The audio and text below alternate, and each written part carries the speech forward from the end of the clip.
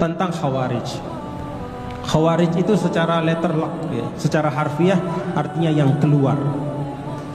Kenapa mereka dikatakan kelompok yang keluar?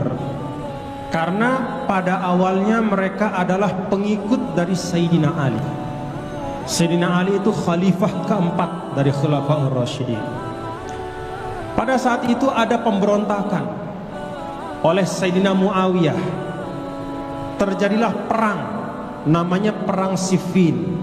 Sampai pada satu titik Sayyidina Ali dan Sayyidina Muawiyah sepakat untuk berdamai dan berhenti berperang. Di antara pasukan Sayyidina Ali ada yang tidak setuju. Mereka mengatakan, kalau kita ini membawa kebenaran, kenapa kita berdamai sama orang yang zalim? Kalau kita tidak membawa kebenaran, ngapain saya bersama Sayyidina Ali? Kira-kira begitu. Kalau emang Sayyidina Ali ini orangnya benar, kenapa kita nggak perang terus sampai selesai? Kalau dia benar, berarti Muawiyah kan salah. Kenapa kita berhenti memerangi terus saja sampai selesai? Karena yang namanya kebenaran itu harus menghabiskan kebatilan. Kalau Sayyidina Ali nggak benar, ngapain saya sama dia? Kira-kira begitu. Akhirnya apa? Sampailah mereka pada kesimpulan berikutnya bahwa Sayyidina Ali ini telah meninggalkan tuntunan agama yang benar. Maka mereka pisah. Setelah pisah, mereka mengambil kesimpulan Ali dan Muawiyah itu dua-duanya sesat, maka boleh dibunuh. Nah, inilah bibit ya, dari paham ekstrim dalam Islam. Kalau kita bicara, terus sekarang ada nggak yang kayak begitu? Yang mengaku sebagai Khawarij itu udah nggak ada yang mau.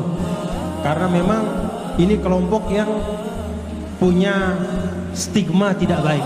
Jadi persepsi orang itu memang nggak bagus. Jadi nggak ada orang mau dikatakan Khawarij. Tapi yang menganut pemikiran seperti Khawarij itu masih ada. Apa cirinya? Kata para ulama, pertama adalah takfir murtakibil kabir. Jadi bagi Khawarij ini, siapapun orang Islam yang berdosa besar, dia dihukumkan kafir. Apa ukuran dosa besar itu? Salah satu ukurannya adalah seperti yang dilakukan Sayyidina Ali dan Muawiyah, yaitu tidak berhukum langsung kepada Al-Quran, tapi mereka membuat hukum sendiri, yaitu berdamai antar mereka. Jadi ini ciri pertama, mengkafirkan umat Islam lain yang tidak sama pandangannya dengan mereka. Jadi kalau kita lihat ada orang sedikit-dikit mengkafirkan, nah, hati-hati. Bagaimana ibadahnya orang Khawarij? Ibnu Abbas ya.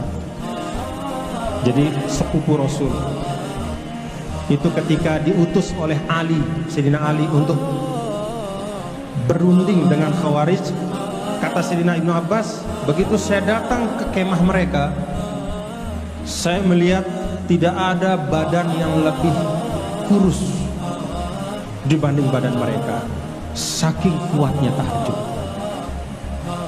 Jari-jari mereka itu seperti kuku-kuku onta, saking sedikitnya makan mereka dan banyaknya ibadah mereka.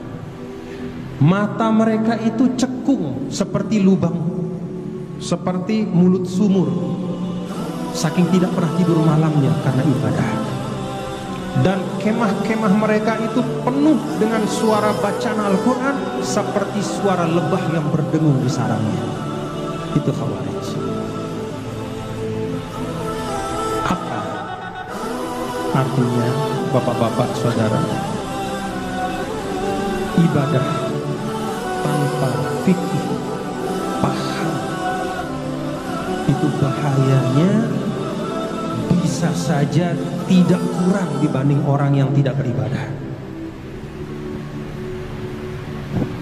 Ibadah tanpa paham tuntunan agama, ibadah dia rajin, tapi dia tidak tafakuh, dia tidak mengerti tentang hak orang lain, bagaimana menyikapi perbedaan pendapat, bagaimana menyikapi perbedaan pandangan, bagaimana menjaga hak-hak saudara-saudara yang itu Khawarij. Dari ibadahnya par excellent, nggak ada yang lebih hebat dari ibadah mereka. Dan mohon maaf, ya, harus disebut juga, ya, harus disebut juga sebagai bagian pertanggungjawaban sejarah bahwa banyak di antara kaum Khawarij itu adalah hafizul Quran, penghafal Al-Quran. Itu ada di semua kitab sejarah.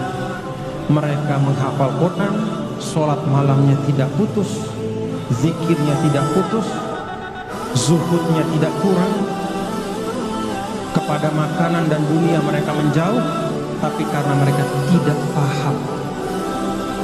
paham tentang tuntunan Islam dalam bermasyarakat, dalam membangun hubungan sosial, maka menantu Rasul yang juga sepupu Rasul, Sayyidina Ali, mereka dibunuh pada saat sholat subuh. Kok bisa orang soleh membunuh menantu Rasul? Itu kejadian. Itulah sebabnya Rasulullah SAW menyampaikan, "May yuridillahu bihi khairan yufaqihu fiddin." Orang yang Allah inginkan kebaikan, maka Allah berikan pemahaman dalam agama. Jadi tidak sekedar mengaku muslim, tidak sekedar kita memperkuat ibadah kita, tapi paham. Maka kata para ulama, belajar Islam itu perlu belajar dengan tertib, rukun iman, rukun Islam, hal-hal pokok. Jangan kita mendahulukan hal-hal yang sifatnya penyempurna melebihi daripada yang pokok. Nah, jadi itu tentang Khawarij, ya. Tentu yang terbaik adalah ahli ibadah dan paham. Ahli ibadah dan paham. Cinta kepada Allah, dan cinta ini dihiasi dengan kepahaman.